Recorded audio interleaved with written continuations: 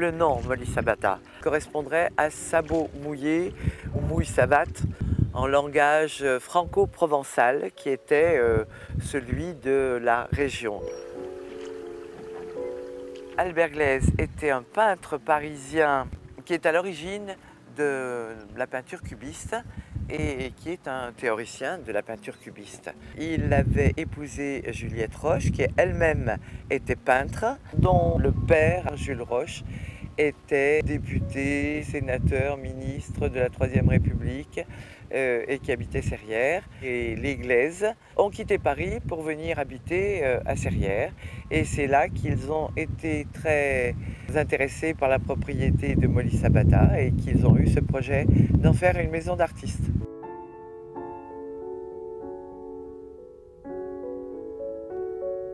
Il y avait plusieurs artistes présents à Molly, puisque ça devait être une communauté d'artistes, dont César Geoffrey, qui est un musicien marié avec une musicienne ayant amené ses enfants et la nourrice des enfants à Molly. Il survivait parce qu'il fallait gagner sa vie quand on arrivait à Molly en donnant des leçons de musique. Il devait faire à la fois un travail artistique et aussi assurer le travail agricole du jardin. Papa a été pour moi une merveille. J'ai eu une chance depuis ma naissance extraordinaire. C'était un homme qui se prenait aussi comme Glaise responsable de l'être humain. Il a monté les chorales à cœur joie parce que pour lui, c'était d'abord son métier de chanteur. Il commençait, quand il arrivait devant des gens qui voulaient chanter, il commençait par leur dire « Vous avez un trésor sur vous ».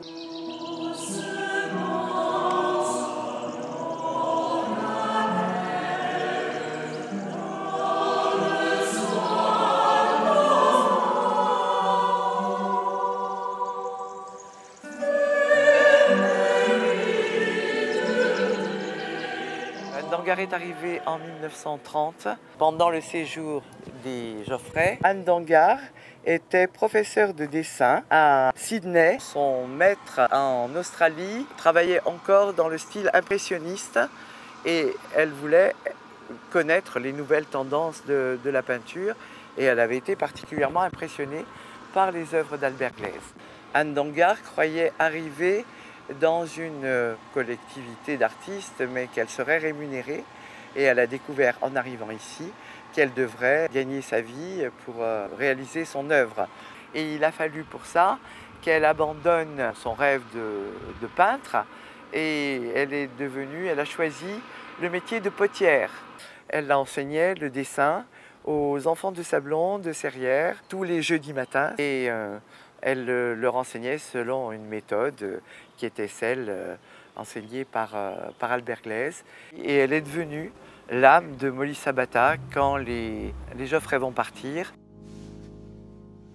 Elle pensait repartir, surtout dans les périodes les plus difficiles, repartir en Australie.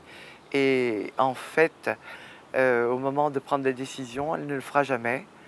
Et elle va rester jusqu'à son décès en 1951.